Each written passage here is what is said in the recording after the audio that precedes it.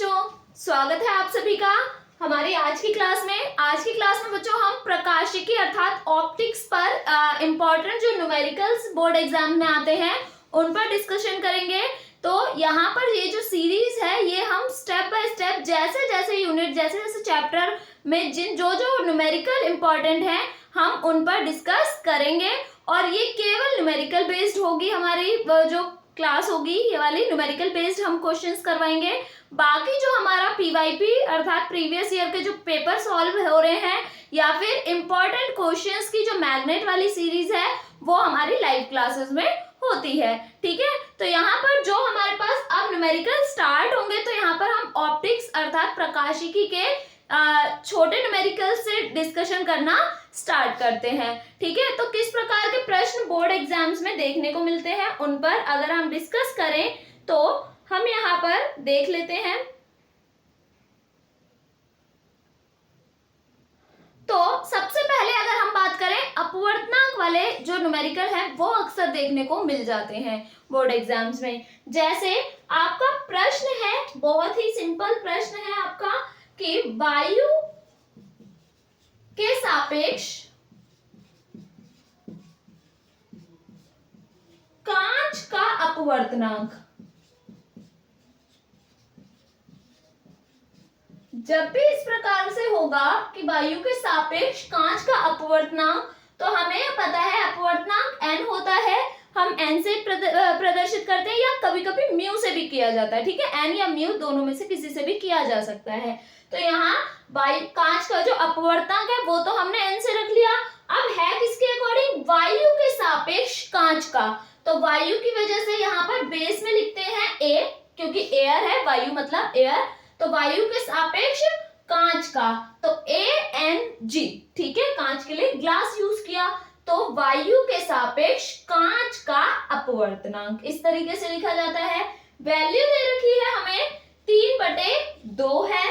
ठीक है, आपको कांच के सापेक्ष वायु का अपवर्तनांक बताना है। तो हमें क्वेश्चन में बताना क्या है? कांच के सापेक्ष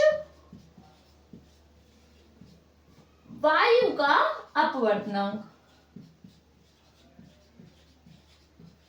जब भी बच्चों इस प्रकार का प्रश्न देखने को मिले तो हमने क्या किया? वायु के सापेक्ष कांच का दे रखा था और अब हमें क्या करना है? कांच के सापेक्ष वायु का निकालना है। तो सिंपल आप देखेंगे सेम टर्म है लेकिन क्या कर दी गई? आपकी अपोज कर दी गई, यानी जी को हम आगे ले आए, ए को पीछे ले गए। जब भी ऐसी सिचुएशन होगी तो हम जो भी टर्म है इसका रेसिप्रोकल कर देते हैं अर्थात आपका व्युत्क्रम कर देते हैं। ठीक है, तो इसका व्युत्क्रम क्या हो जाएगा? आपका ए एन जी की जगह जी एंड ए अगर निकालेंगे तो 2 ऊपर चला जाएगा और 3 नीचे। तो अर्थात जो आंसर होगा वो मेरे पास क्या आ जाएगा? 2/3, यानी 2/3 हमारा इसका आंसर हो जाएगा। इस प्रकार से निकालते हैं। जब ये प्रोसेस कब है? जब हमारा एक प्रकार के यानी वायु के सापेक्ष जैसे कांच का अगर दे रखा हो और सिर्फ इंटरचेंज करवाए हमसे कंडीशन, तब ये होता है। अब हम करेंगे अगर 2 अपवर्तनांक दे दिए जाएं और फिर कुछ अलग ही हमसे निकाला या उन दोनों में से ही किसी एक के विषय में हमसे पूछा जाए। इस प्रकार से देख लेते हैं इन प्रश्न को। तो जो नेक्स्ट न्यूमेरिकल है हमारा वो इसी पे ही आधारित है, बस थोड़ा सा चेंज है। अब यहाँ पर हमें क्वेश्चन दे रखा है कि वायु के सापेक्ष कांच व जल का। तो वायु के सापेक्ष कांच और वायु के ही सापेक्ष जल का, यानी ANG वायु के सापेक्ष कांच का अपवर्तनांक और वायु के सापेक्ष जल का अपवर्तनांक। हमें 2 अलग अलग वैल्यू दे रखी है क्रमशः। वायु के सापेक्ष कांच का तो क्या दे रखा है? 2/3 और कांच के वायु के सापेक्ष जल का अपवर्तनांक दे रखा है 4/3 और हमसे पूछ लिया गया है कि जल के सापेक्ष कांच का अपवर्तनांक बताइए, यानी W जल के सापेक्ष W एंड G। तो कांच के सापेक्ष जल के सापेक्ष कांच का अपवर्तनांक बताइए। इस प्रकार से हमें ये निकालना है।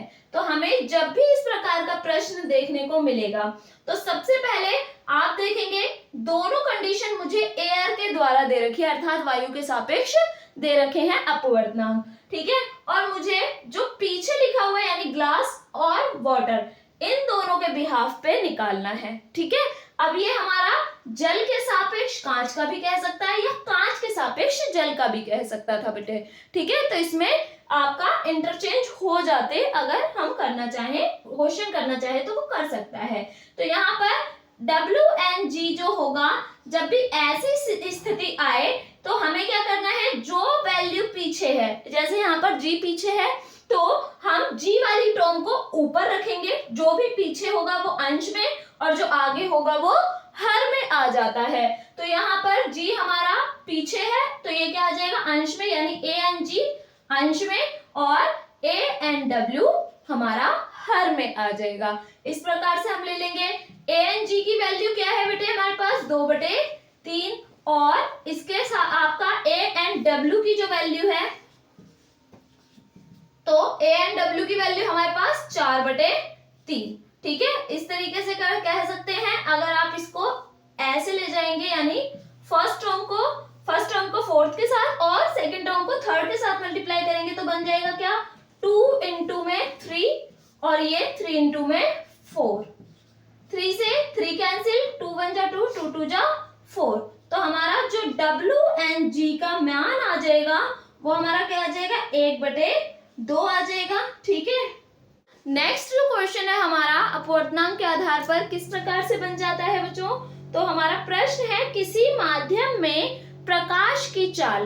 तो मुझे पता नहीं है माध्यम क्या है, मैं यहाँ पर ले लेती हूँ, मुझे दिया क्या क्या है, हम पहले यही लिख लेते हैं।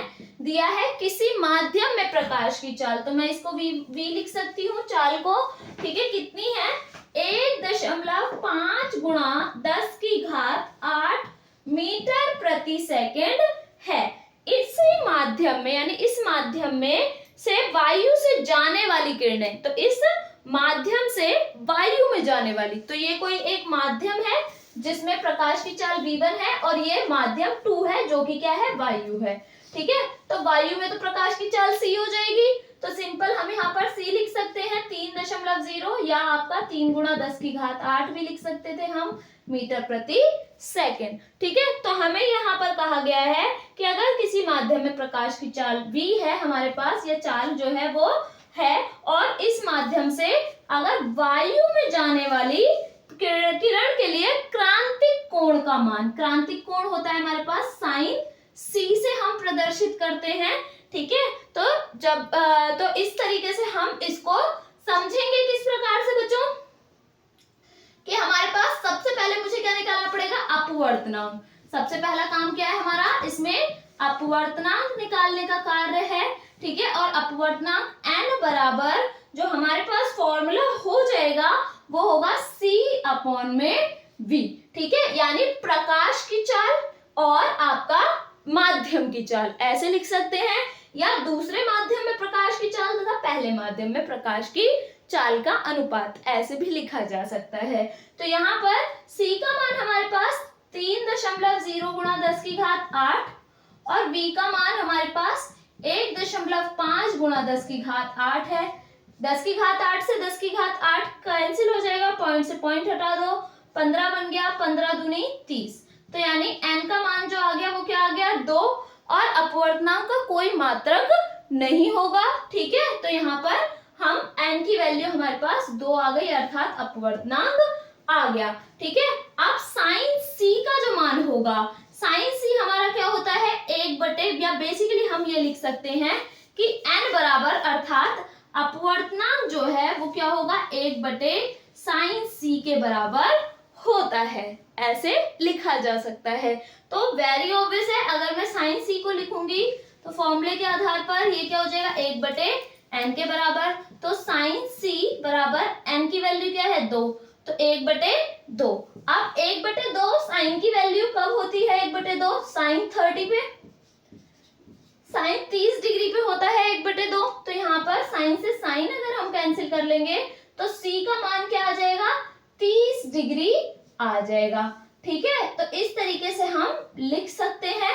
और जो क्रांतिक कोण के आधार पर यदि हम देखें तो क्रांतिक कोण हम इस तरीके से समझ सकते हैं कि जब प्रकाश की किरण किसी सघन माध्यम से विरल में जाएगी तो वो क्या करेगी, अपने मार्ग से विचलित तो होती है परंतु वो अभिलंब से दूर हटती जाती है। तो उस समय यानी जब वो दूर हटते हटते 90 डिग्री का कोण बना देगी। ठीक है, तो यानी हम ऐसे लिख सकते हैं कि इस तरीके से प्रकाश की किरण आई, ठीक है, सघन से विरल में, तो वो ये हमारा अभिलंब हो गई ये वाली लाइन।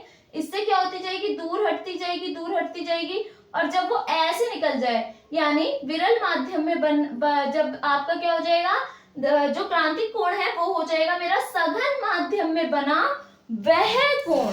ठीक है, तो सघन माध्यम में बना वह कोण जो क्या करेगा, आपका विरल माध्यम में बनने वाले कोण को 90 डिग्री कर दे, वह हमारा क्रांतिक कोण होगा। ठीक है, तो इस तरीके से हम क्रांतिक कोण की कंडीशन को समझ सकते हैं, उस पर बेस्ड न्यूमेरिकल को भी सॉल्व कर।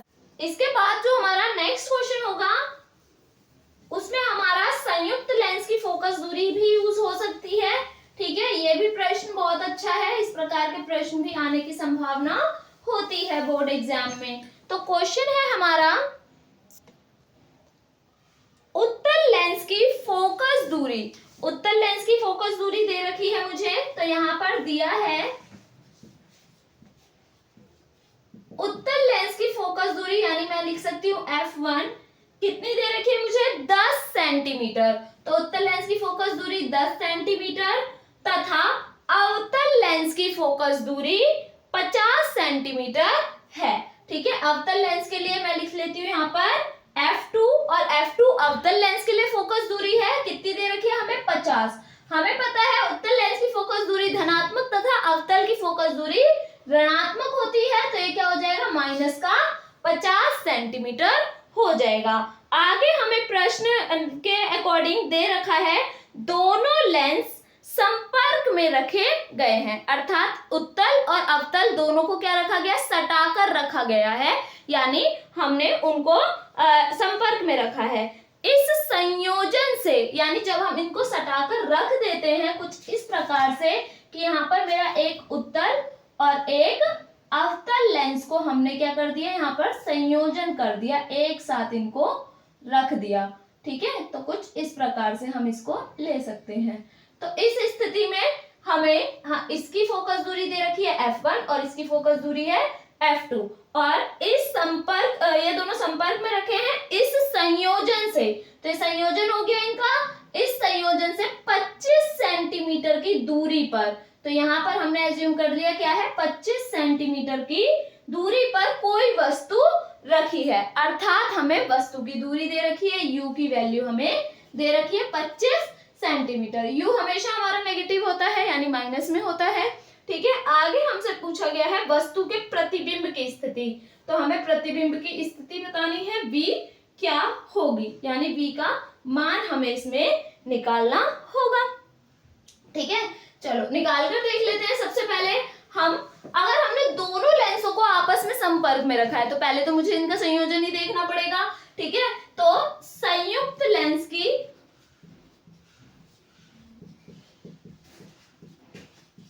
फोकस दूरी,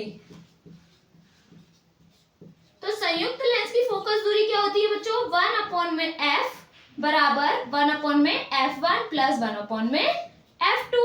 f1 का मान क्या है हमारे पास बच्चों 10 और f2 क्या है -50, तो मैं इसको क्या लिख लूंगी, f2 50 है और -50 रखने के चक्कर में ये प्लस का और प्लस माइनस माइनस हो जाएंगे, तो ये हमारी टर्म क्या आ जाएगी, माइनस की आ जाएगी। ठीक है, अब हम इसमें एलसीएम लेंगे तो एलसीएम आएगा 50।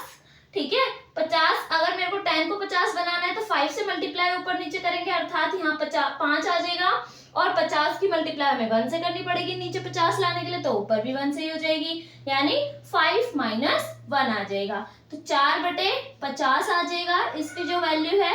ठीक है, 1/f का मान। ठीक है, f का मान अगर आप देखो f को ऊपर ले जा रहे हैं तो 50 ऊपर 4 नीचे। ठीक है, इस तरीके से हो जाएगा, आप इसको कैंसिल कर सकते हैं। ठीक है, 2 × 2 = 4 और 2 × 2 = 4, 2 × 5 = 10। ठीक है। तो यहाँ पर जो फोकस दूरी है वो क्या आ गई, 25/2 आ गई, ठीक है, और इतने सेंटीमीटर। फोकस दूरी प्लस की आई है, इसका अर्थ है कि जो प्रतिबिंब है वो उत्तल के भांति कार्य कर रहा होगा, नहीं तो नेगेटिव आती, अर्थात प्रतिबिंब तो वास्तविक बन रहा है। यहां से हमें ये पता चल गया। अब हमें निकालना है v का मान। तो v का मान निकालने के लिए हमें लेंस का फॉर्मूला यूज करना पड़ेगा, ठीक है।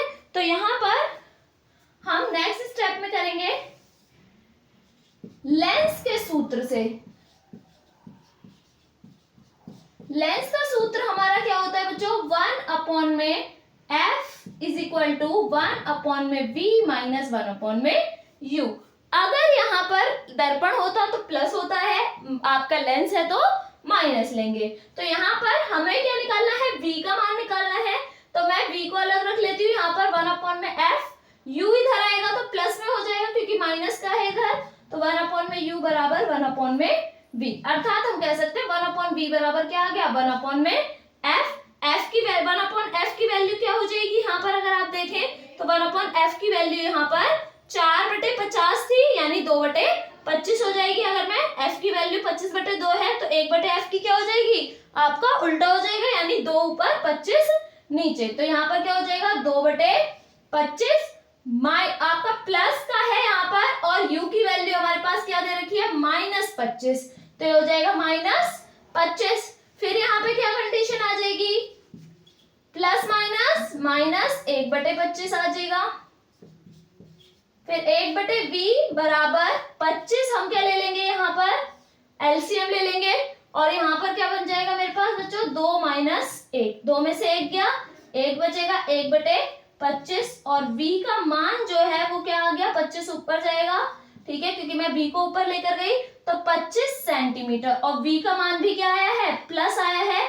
इस वजह से हम और कह देंगे, क्योंकि लेंस के अपोज बनेगा, यानी पॉजिटिव में अगर हमारे पास मान आया है, तो जो मेरा लेंस है, जैसे मान लीजिए यहाँ लेंस है, तो लेंस के इधर वाली सभी वैल्यू नेगेटिव और इधर वाली सभी वैल्यू पॉजिटिव होती है।